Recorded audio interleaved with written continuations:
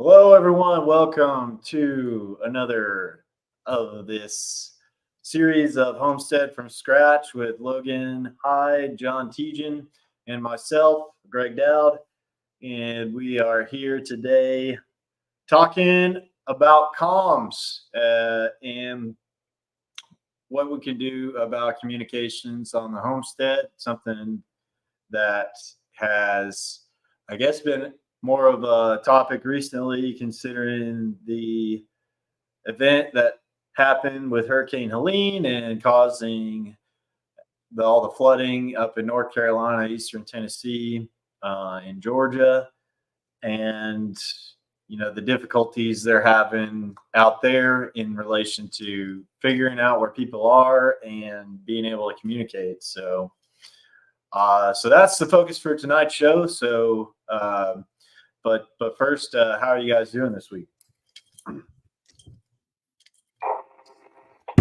Well, doing pretty good.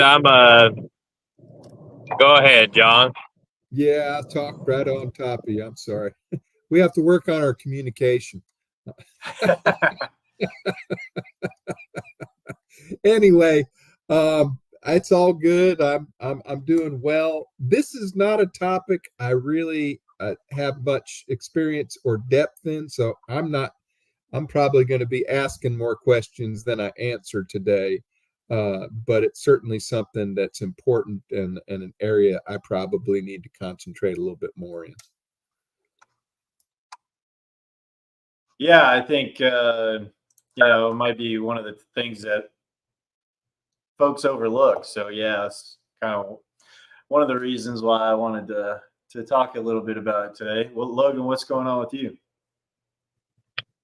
Yeah, we're actually headed back from up north in the car, so that's why I got my screen off. I'm doing audio only right now to not be on video, so that way I ain't wrecking us. And same thing. I'm not real knowledgeable about communications. Anytime you get into techie stuff, I'm not really good at it. But that's something that we've talked about as far as the parallel economies and stuff with community and everything. It's good to have people with different skills. So I will be with John tonight. I will be asking questions and pitching ideas. And definitely a goal of ours is to have more local communications. One of the things I've mentioned that I need to just go ahead and do, because it's so economical to do so, is to get some good sets of walkie-talkies to be able to have on the property to have a constant open way communication with the family and with other people. So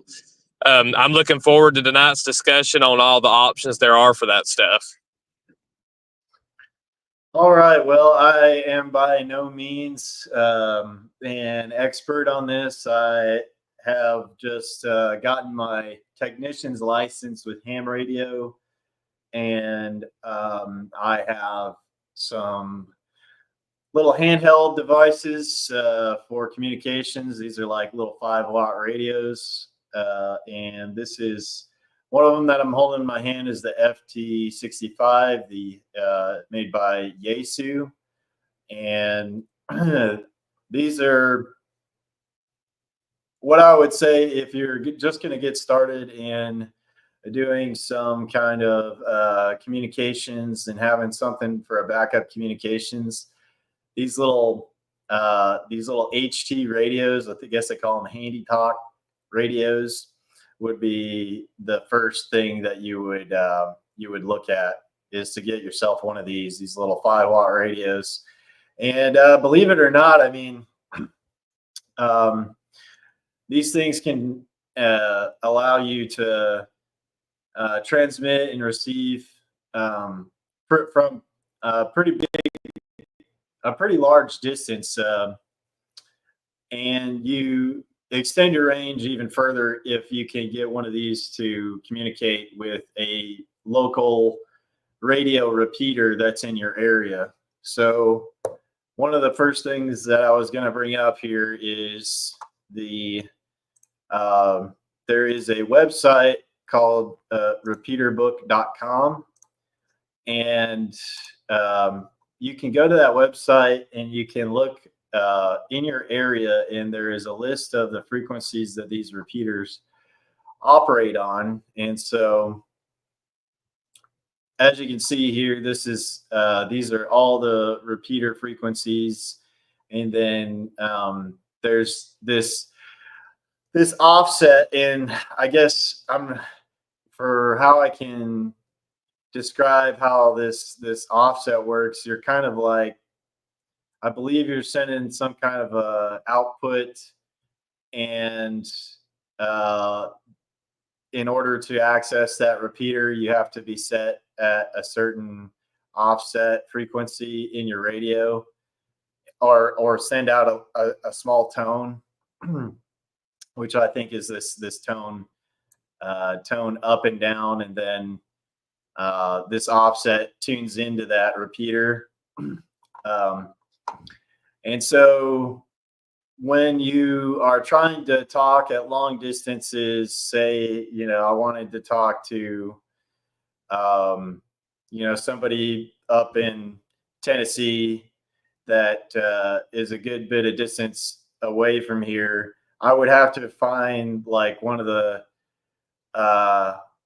closer repeaters that I could get to from around me, and that repeater kind of like, I guess, kind of takes my signal and boosts it out. We did one test with my little Yaesu FT65 and my buddy out in Florence, and I was able to talk to him over this handheld using the repeater that was out towards his direction in Decatur. Although it was really faint and I had to get up at a high elevation, I could still talk to him with this small handheld radio. So I would say, if you wanted to look anywhere and you wanted to start anywhere, to look into getting one of these little handheld radios. And then you don't even have to get a license or anything. You can just have one of these radios and have the equipment you need to keep them charged, have some kind of a backup power system, and they make these guys to sit either on a docking station, or you can plug them into like a USB charging port for some of these that you can plug into like your car or something. So here's this other model I can show right here is this Baofeng, which gives you that capability.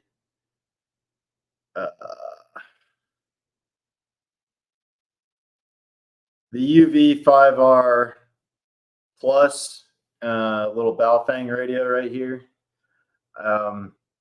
It's got a setup where you can charge the battery. It's got a little port right here that allows you to put a little DC charger on this thing, and you can have this mobile and set up in your vehicle and charge it off of your car battery or via one of those little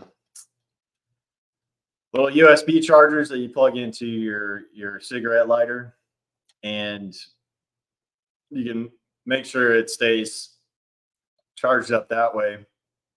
And these things are not that expensive. This Baofeng I picked up from the Self-Reliance Festival, and there is a guy, his name is Evan Dixon, and he started a company called Radio Made Easy, and I highly recommend going and checking out his website for that.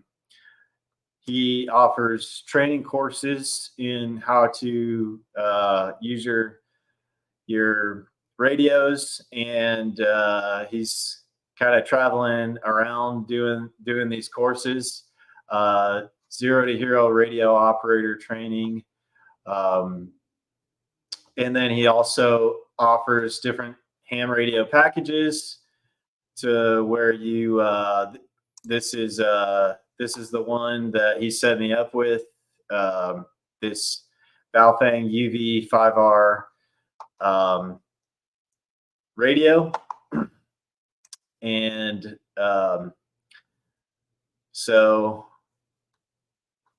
he'll also, I believe, pre-program the radio for you to all your local frequencies of the repeater network in your area. And so you can, it makes it easier to, instead of going in and doing all that programming yourself, that he goes ahead and does that up front, and it makes it a little easier. I still need to do more training on these radios and get more familiar with them myself. But I think just knowing access to how to get these frequencies and then get them plugged into your radio, that's kind of step number one of this communications, and having some alternative comms in case your cell networks go down. Most likely those repeaters are still going to be operating because a lot of them are running on a backup power system, and you'll be able to, even using some of these 5-watt handheld radios, be able to reach out if you have connection to your local repeater and get some messages out further. Stepping up from that, you're going to need to get a higher power radio. And I have not delved into that as much yet. And then you're looking at a higher cost on being able to get into some of those radios. But then you're looking at something more like what he's showing here as like a type of a base station kit. So these are like, quite a bit more expensive, like he's got one here, 500, and then $899 on his website here.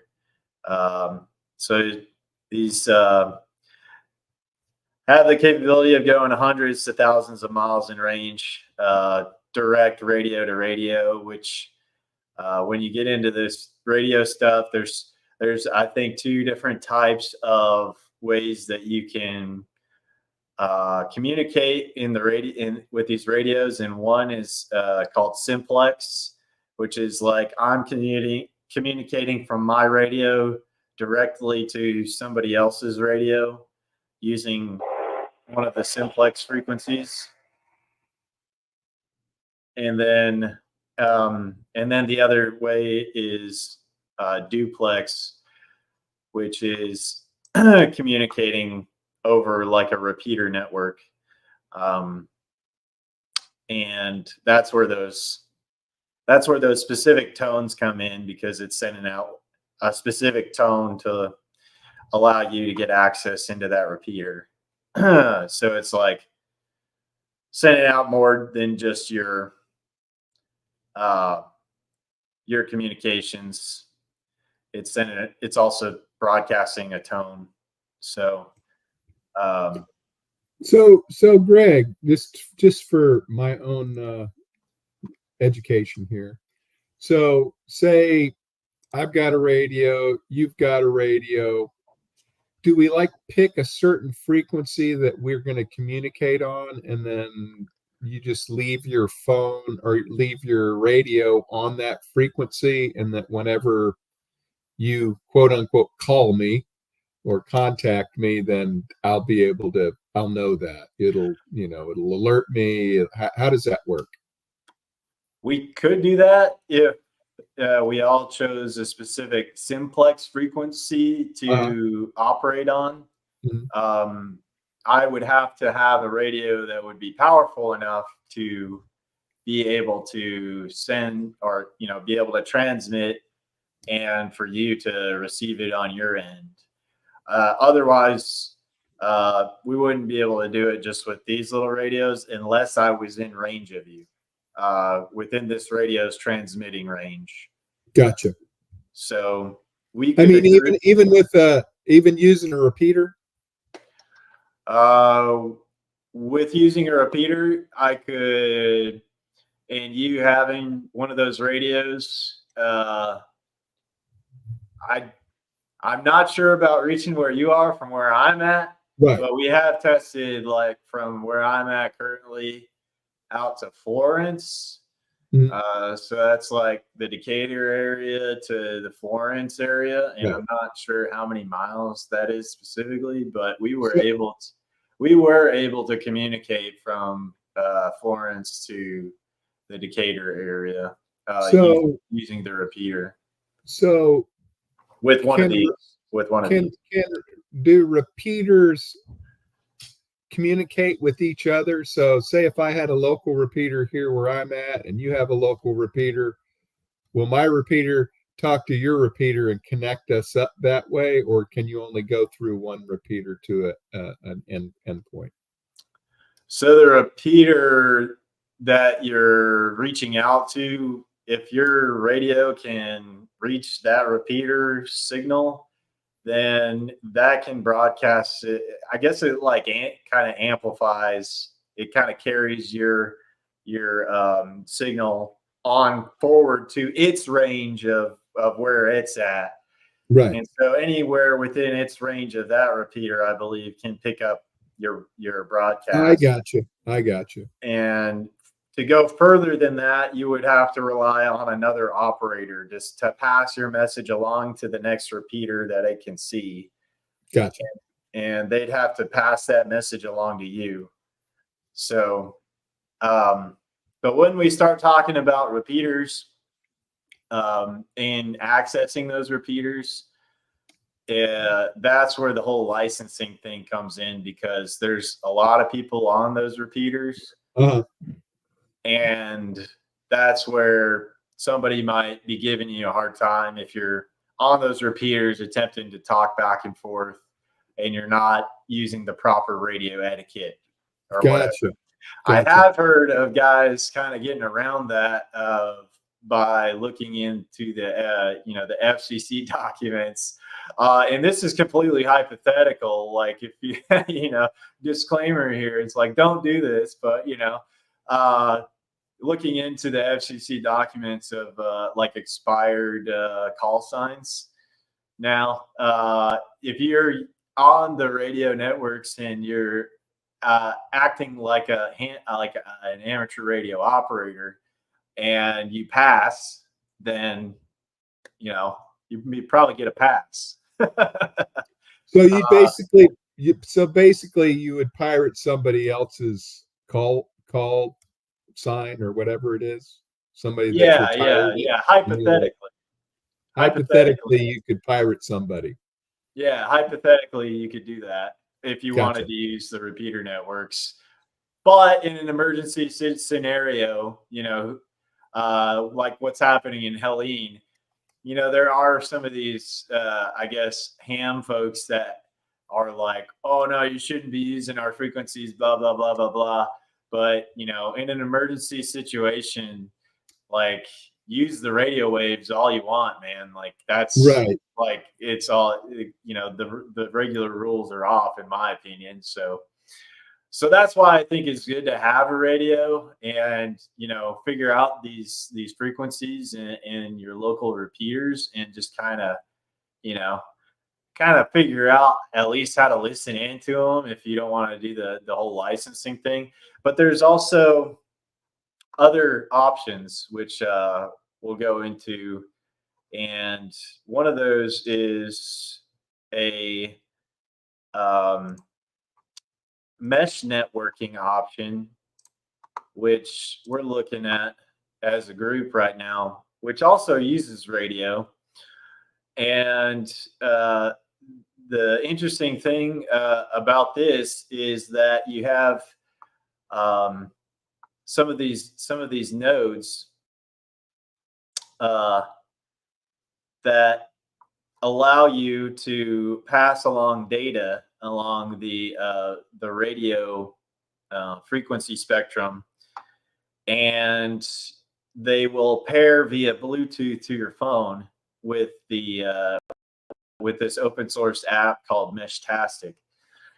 And there have been on this website, they talk about some different ranges that you could achieve with some of these things. And on here, I guess the current ground record is 205 miles.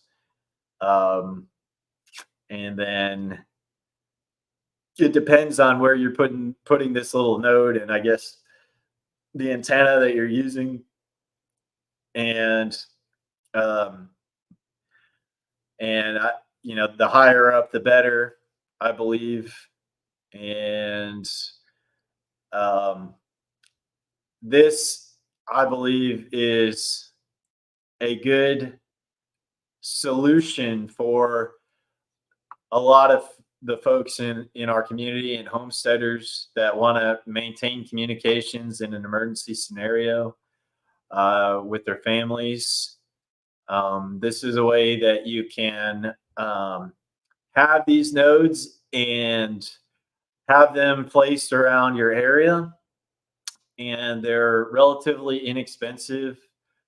The one guy in our group is been working on this with his local ham club, and he's been working on building his own enclosures and his own antennas and putting together these little units.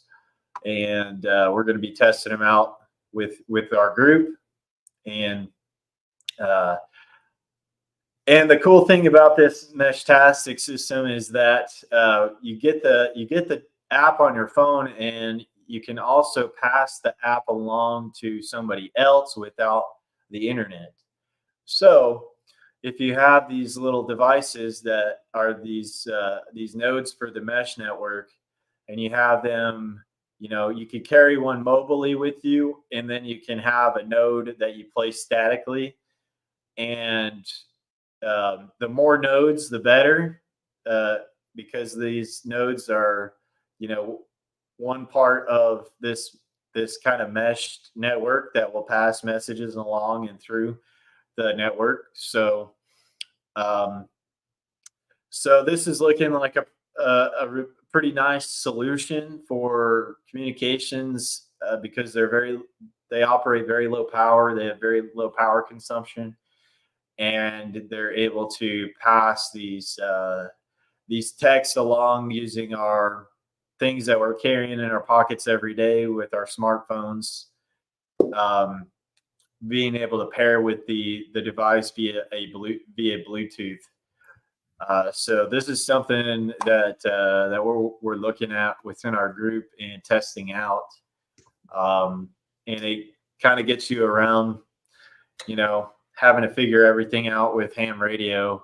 Although the amateur radios and radio communications have their place in this whole communication strategy, I believe. So I think, if you're just starting out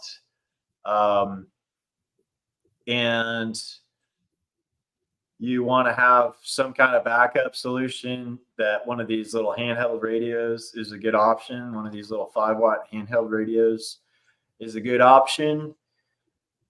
And this mesh network, people, if you go out and you go to their website on meshtastic.org, you can see a lot of the information on here. And then I believe they also have a whole map that you can look at that shows you all of the nodes that are around in your area as well. I believe it's called it might be called MeshNet. Let's see, MeshNet. Let me see if I can.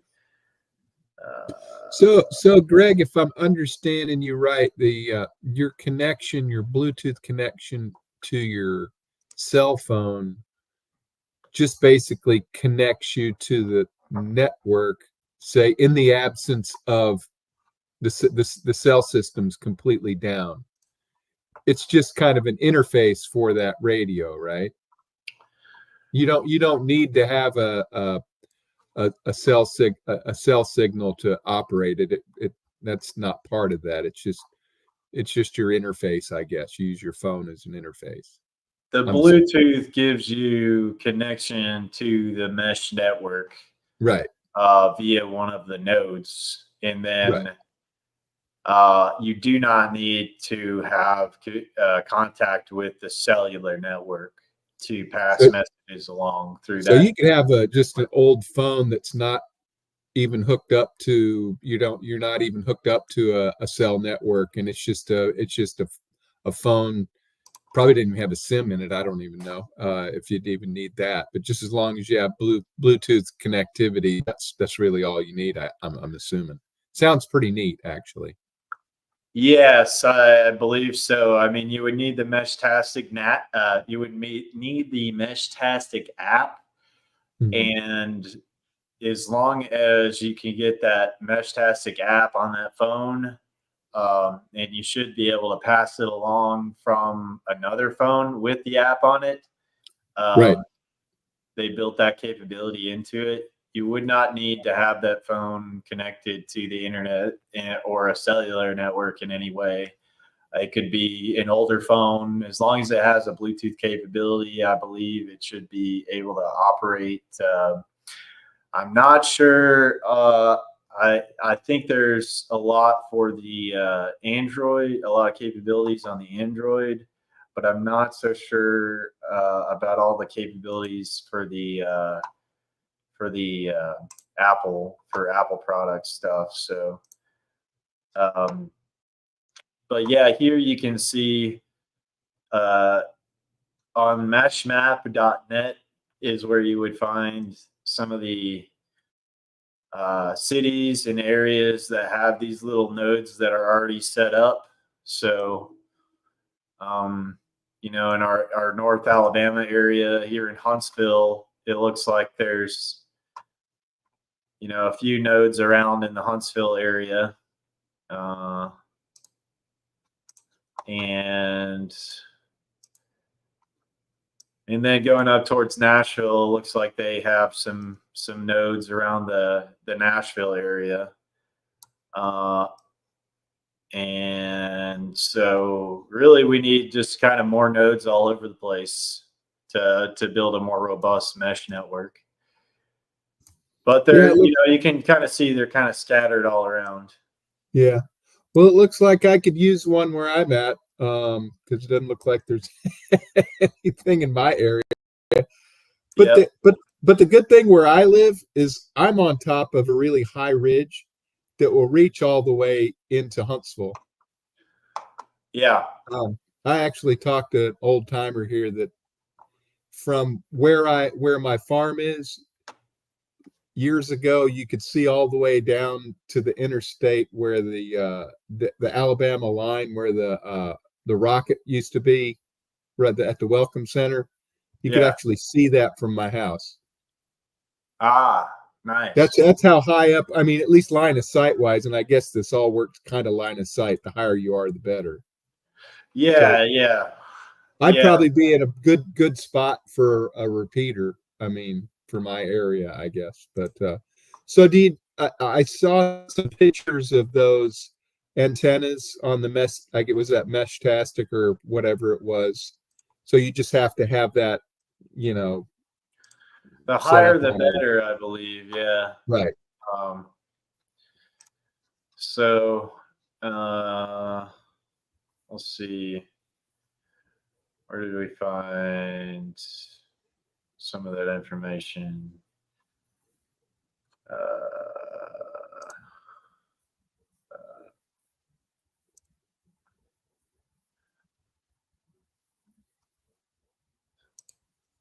started configuration, hardware, software, community, development,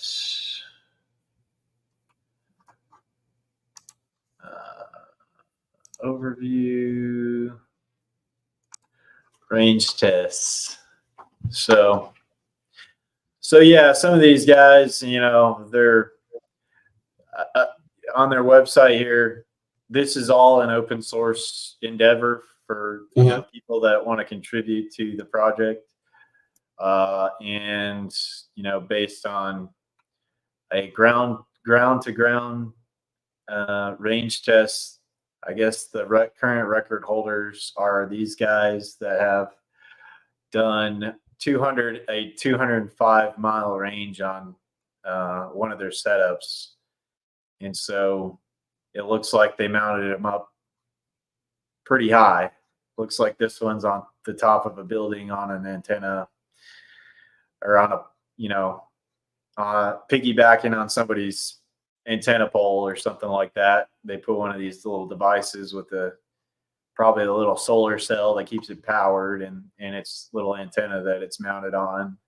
So it's within an enclosure, and it's got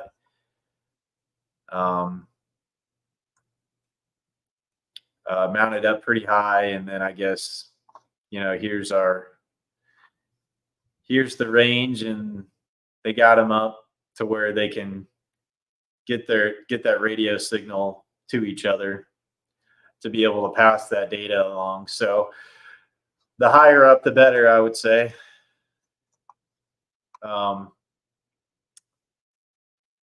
As far as where you would want to ideally put the nodes. So that's why we're talking about working with some of the local ham clubs to see if we can get some of these nodes up on their towers.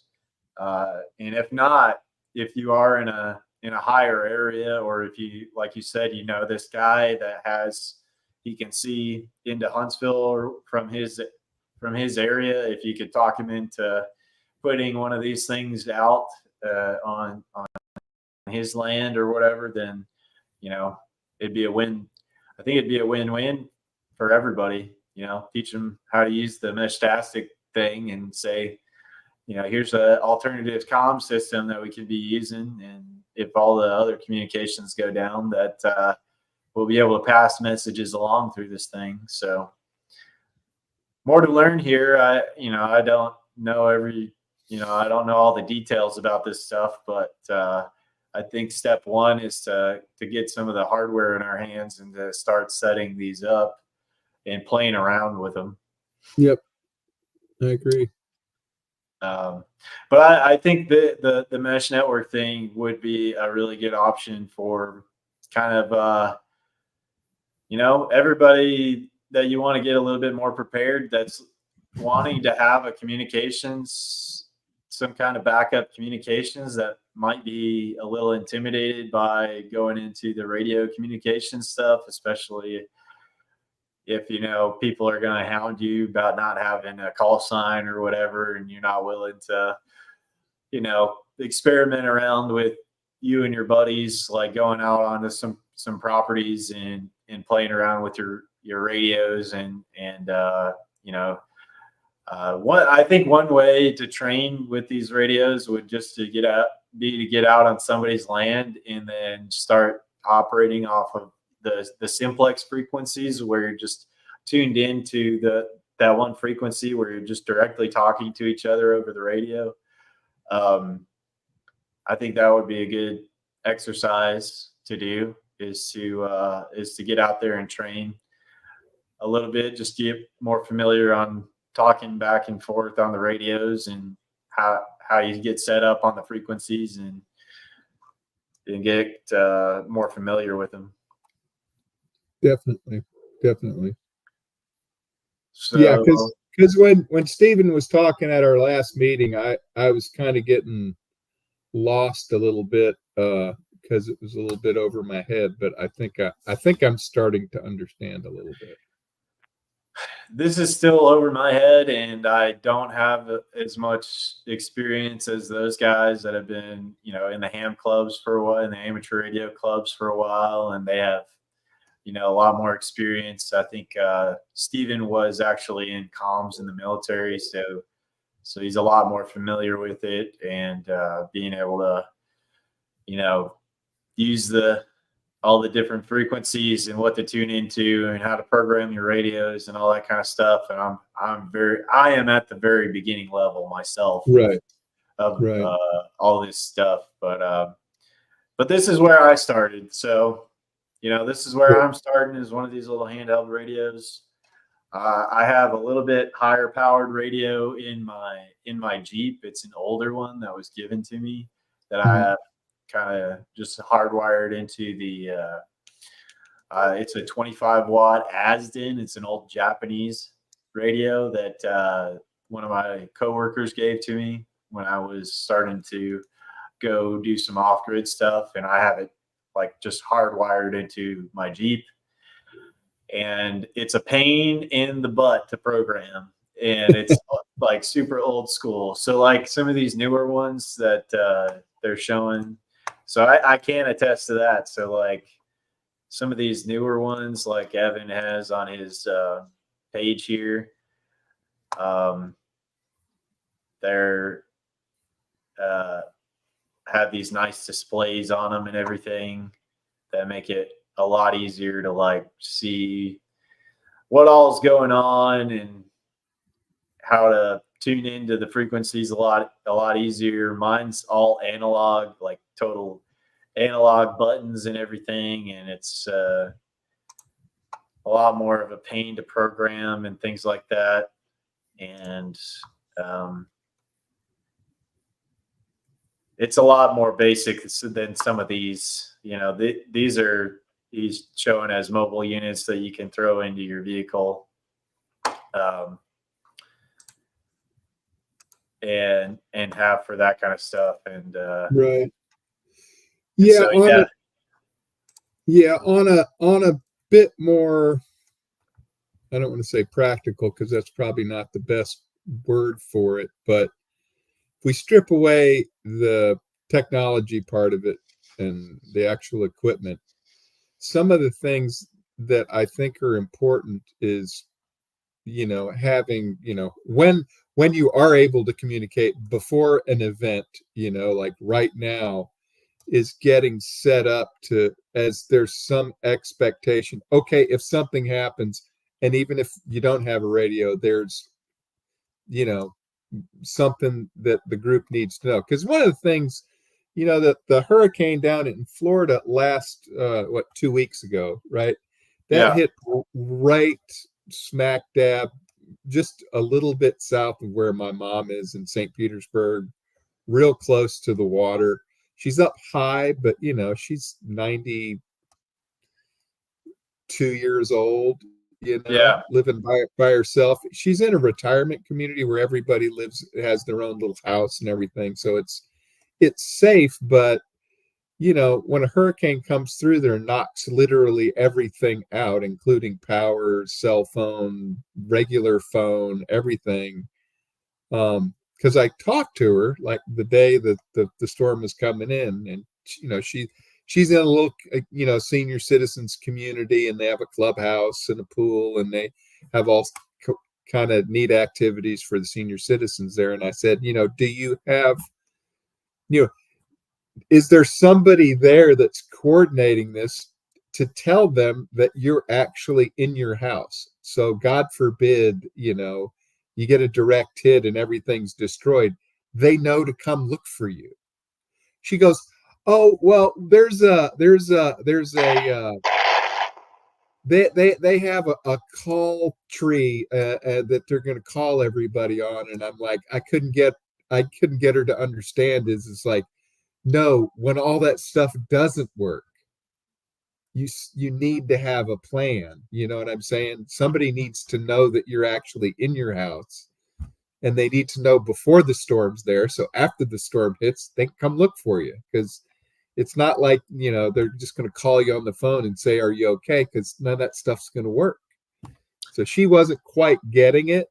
And I think everybody needs to have that level of, and it's hard to predict when, right, the whole, the comms are going to go down, right, but you do have some warning, I mean, tornadoes, hurricanes, or even like, heck, last winter, we had that freezing weather, and heck, my power was out excuse me, my water was out for like 2 weeks. And it's like, so, yes, communication is good, but I guess pre-communication is like, what's the plan if this does happen and I can't communicate with you? Know that I'm here, know that, these people are there that, you can reach out to, because when nothing works, all you have is, what people have told you and where they're going to be, and that's important too.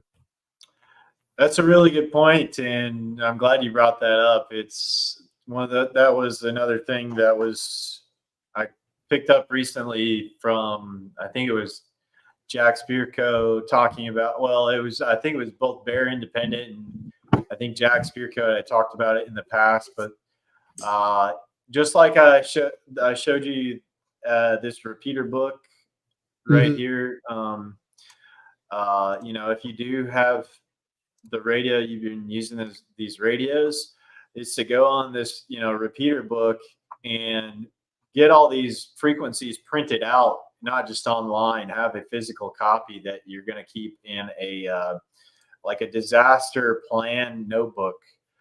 And the same thing for what you're talking about, John, is to create a notebook. Like, do you know all the contacts on your cell phone right now, John? Yeah, no way. So that would be part of your notebook, would be to copy your contact list in your phone and get it printed out and have it in a notebook that you could distribute out to everybody that you want to stay in communications with. Like, you head it up for your family and make sure, and your loved ones, and make sure that everybody has one of these notebooks, and probably have things in there like physical maps so that you don't need to have an electronic map of some kind.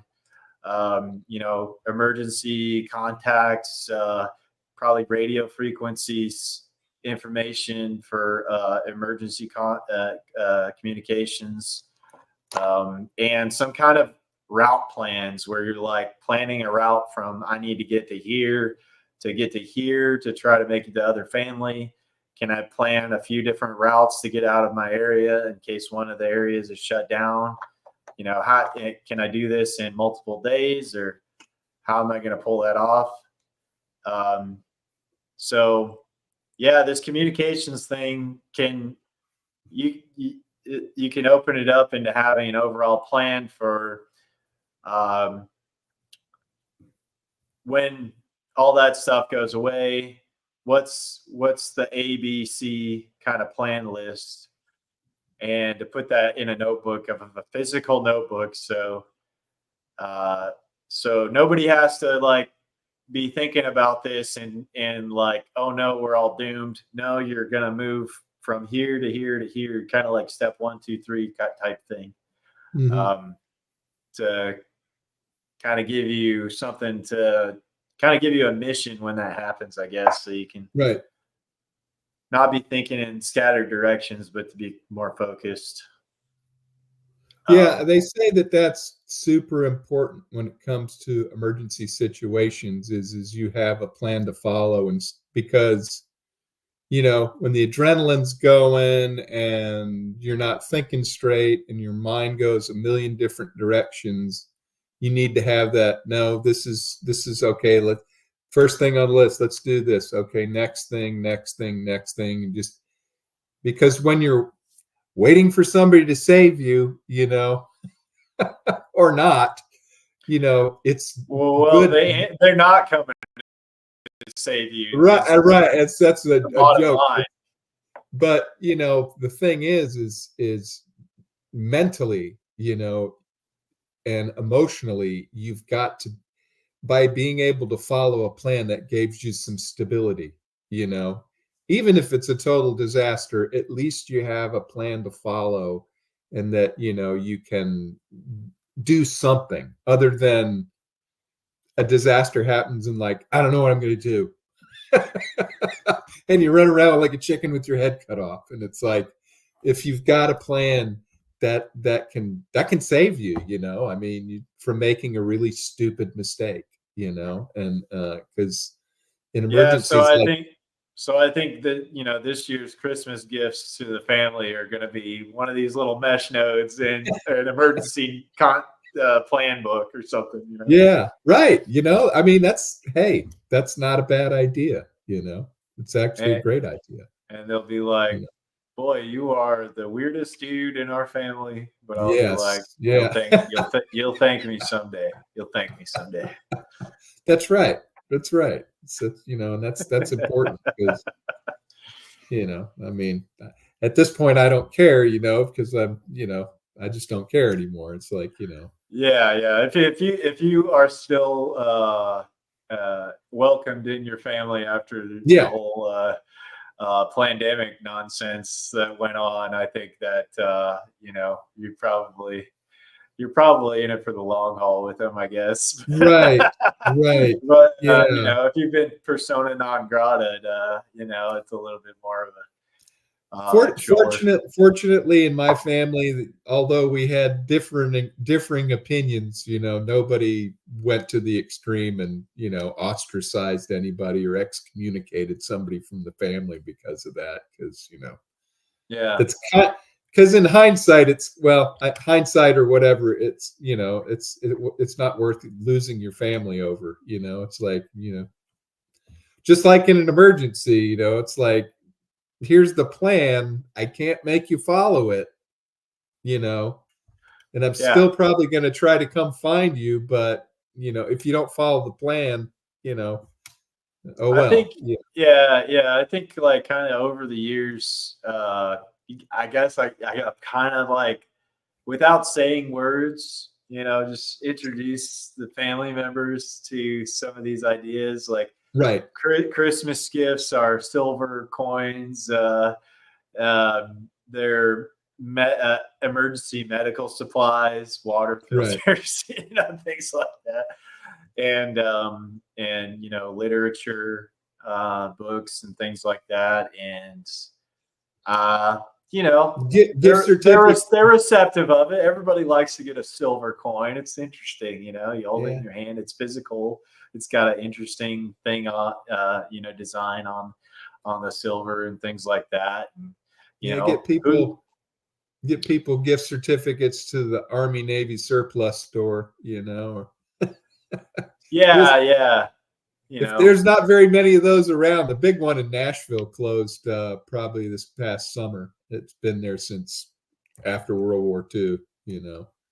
wow. Um, but you know, Yeah. those used to be everywhere. When I was a kid back in the 60s and 70s, it's like, man, you can go get Government bought it for about $5,000 and sells it to you for about well, they 20 made like 20 a bucks or hundred something. thousand. They made 100,000 units that they never used, and they've been sitting in the warehouse for 30 years, you know, and Yep. old tents and sleeping bags and, you know, old school, you know, backpacks and stuff and boots, jungle boots, stuff like that from Vietnam that they had, you know, oversupply of and stuff. Yeah. That's cool when I was a kid, you know. I thought I was, you know, GI Joe anyway, so, you know, it kind of worked for me. Yeah, I mean, you can still find some of that. Like, well, you're right. Like, so the military surplus stores, a lot of them are kind of going out of business. There used to be one in Huntsville that was a pretty decent one in our area. Um, but but yeah, they always have. I don't know. Yeah, like you're saying, a lot of that. Maybe some of the essential items that you would need, and you can get them for not too expensive a price. Right, right. And and yeah, there's also a cool place in Scottsboro, Alabama called Unclaimed Baggage. Unclaimed Baggage gets stuff from the military in there all the time. Uh, Yeah. that I remember, you can get like military boots, things like that.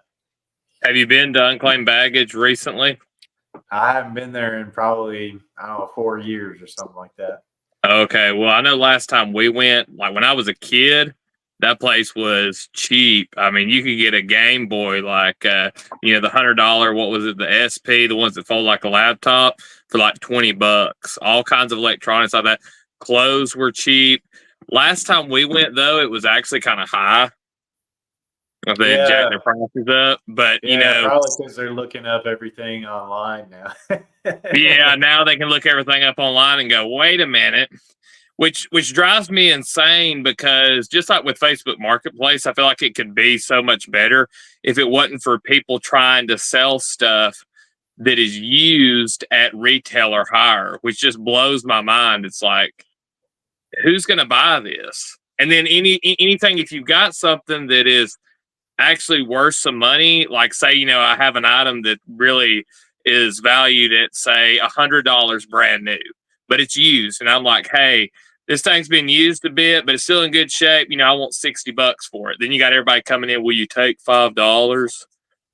And I mean, that's kind of how that stuff goes. And I've seen that just like a lot of that stuff, I don't know what's causing that to be such a thing, and especially with these stores that used to be like, oh, these were really good bargains and stuff, then now they're not. I'm wondering if it doesn't have to do with something that's bigger than just people trying to be, quote unquote, greedy, and if it doesn't have something to do with the larger corporations trying to get everybody to make sure that they buy, brand new from Walmart. Like, I don't get where the thing is, like why that's a thing. Because like if the three of us, like say I had a chainsaw that retails at $500, but I've been using the thing and John needs a chainsaw, and I tell him about, look man, $250, $300.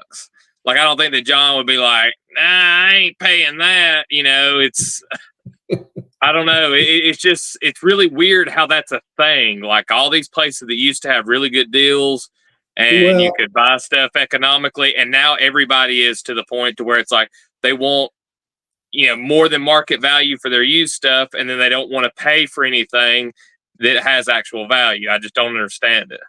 Yeah, I think a lot of it has to do with eBay and stuff like that. People scooping stuff up and reselling it on there, because I've sold stuff on eBay and I'm like, really, you're gonna give me that much for this?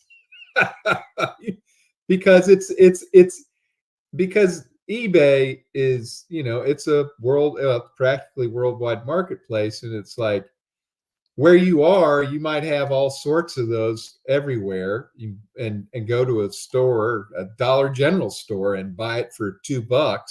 But somebody in Idaho, they haven't seen those in 5 years and said, I'll give you $15 for that. You're like, here, pay for shipping. It's yours, I mean, and that's just opportunity meets, the marketplace, and people will take advantage of that. I mean, because the more money you can make, the more money you make.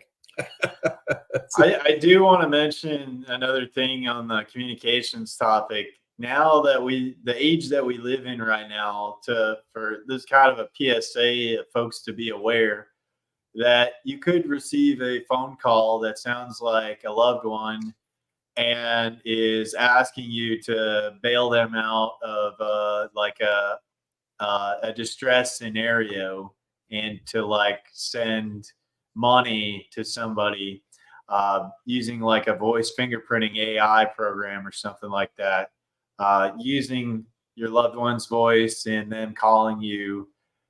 So one thing that you may want to talk about with you and your family members is some kind of a code word that you can use while you're on that phone call conversation, something that only you and them would know about. If you ever get caught in a situation like that, to understand if that's a scam or not. I mean, you may not be aware that that is even a possibility right now, but I would say that should be something that you should consider in your kind of thoughts on communications in this with day that we live in right now. with most people I know, I can find out if it's really you in about 2 seconds. All I gotta do, like for example, with you, Greg, all I gotta do is say, "Why won't you just respect my?" And then you're gonna go, wishes. Well, we can't use that. We can't use that now. "Yeah, we can't use that now. Now everybody knows it. We've got plenty more. Don't you worry. There's a magazine full of them." Well, what I told my parents was just don't even, like, if I ever get in a situation, just say, "Boy, figure it out." Yeah. So, Well, yeah. So I mean, I feel like that's something. Because what a lot of people don't do is when some of those scams and stuff, they get caught up in the moment rather than like just taking some time. Because like for me, I mean, if somebody's in a pickle or whatever, they're like, "Hey, I really need this," but I'm like, "Hey, what's going on? Like, is there anything else I can do to help?" And then after you're talking to that person, it's like you'll figure out real quick. Wait a minute.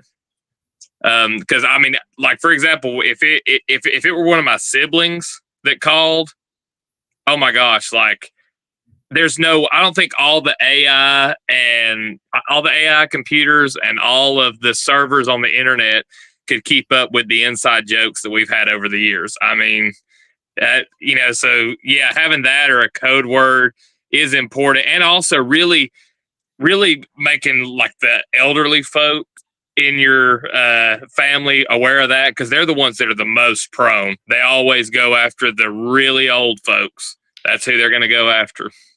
That are isolated. Yeah. Yep. Yeah, that's like my mom. It's like we practically want to take her computer away from her. It's like, don't be opening emails unless you know who it's from. Yep. I mean, don't even open it up, much less click on a link when you get in there. Once you hit that link, you're done. You're done. They got everything.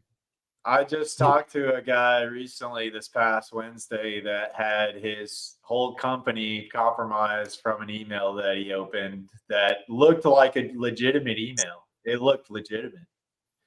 Yeah. Well, where I work, we're constantly have to take training on how to recognize suspicious emails. And they actually send us suspicious emails, and there's a report button on your email, and they keep track of that.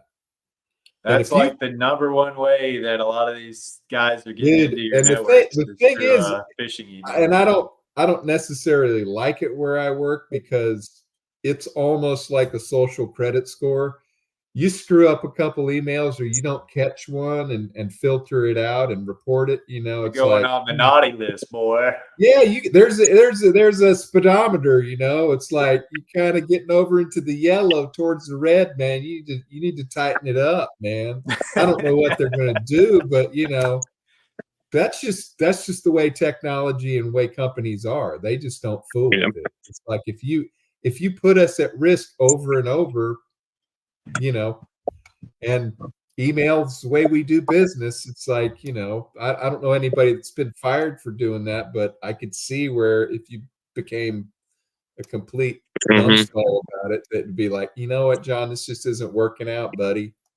You've compromised our server like 3 times by clicking on stupid emails, and it's like, okay, I guess. Fortunately, I'm not catching all of them and reporting them, but I'm not clicking on any and getting snagged. So, well, some of these programs now are getting pretty good at, like, I guess, faking somebody's credentials and things like that. If you have to have like some type of signature in your document for your emails and things like that. So it's becoming more sophisticated. So it's like you gotta stay on top of it. Yeah, I'm wondering when we're going to go back to the carrier pigeons at this point. Yeah. Well, I've got pigeons right now, and one of the reasons I wanted to raise pigeons was for me. Those suckers. But then, I wanted to get some good homing pigeons to have for that. The only thing is like you've got to keep up a rotation of like, I need to take you pigeons, because the thing is they're going to want to go home, right? So I need to take one to your property probably every 3 weeks or so. So that way you can send one back. Because the majority of the time, it wasn't sending it from like place to place. It was more of, hey, when you go out like from the castle, the people can carry some pigeons with them. And when they need to send word back about what's going on in the battle or whatever, they could send that pigeon back real fast. I mean, because they can fly, I think it's like 700 miles in a single flight. And they're flying about anywhere. I think it's from 60 to 90 miles an hour.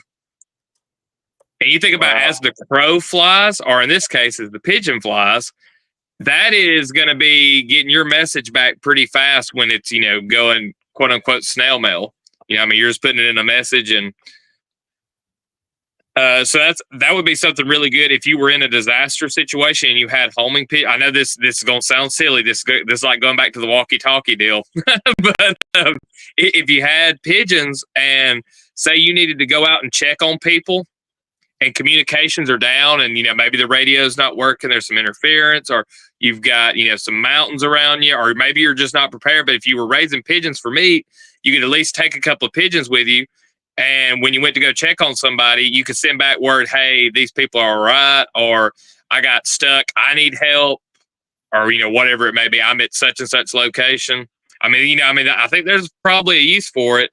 I doubt that everybody's going to go get pigeons now and, start doing that. But I mean, hey, there's a market for everything, man. There's a market for everything. Hey, my brother-in-law wanted to take one, and he took one. Mine are not really that good at homing, so he took one, and it did not make it back. So, if you want an interesting sci-fi that relates to this, you can go look up this movie right here. It was very interesting. It's called Captive State, but it's basically like aliens invade, and they're monitoring the humans all the time, and the way that they pass messages between each other to get around the surveillance of the aliens, guess what? It's through carrier pigeons.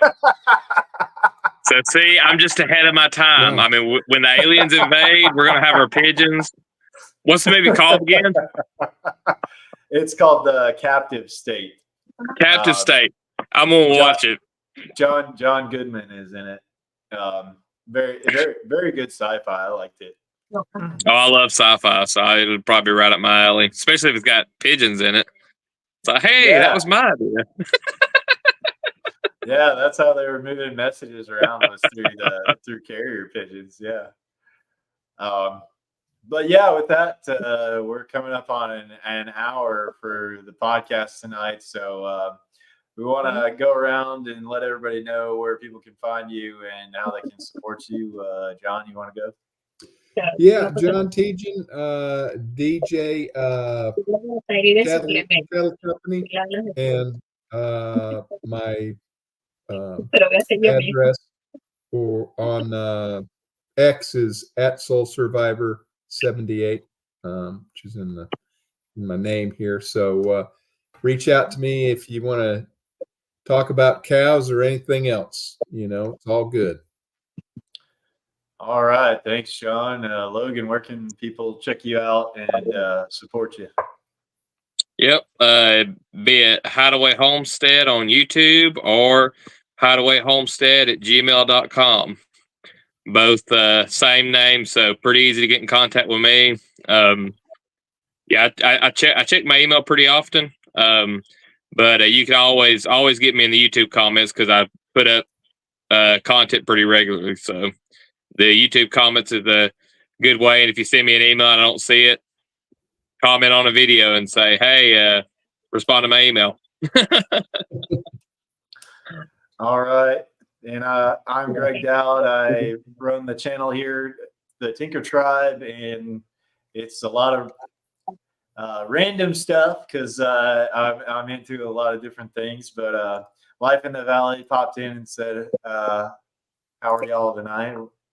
Doing just fantastic. Thanks for showing up here. Hope all is well. Thank you for being here, Life in the Valley. And if you guys like these conversations, drop a comment down there. And what do you guys think about communications? What kind of strategies are you working on for your own communications? Love to hear from you.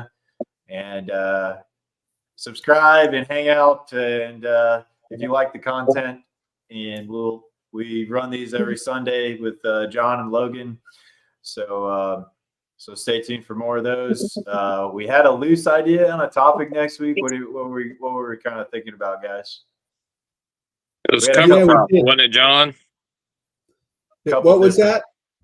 You were going to do cover crops, right, John? Yeah, You were going to kind of talk about your stuff? Yeah. We can do cover crops. Yep. All right. So yeah, we're talking about like stuff that you can do if you're just starting off on your homestead.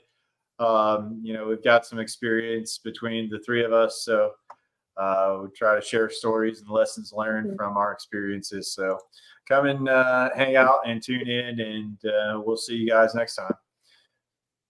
Thanks, guys. Peace. All right.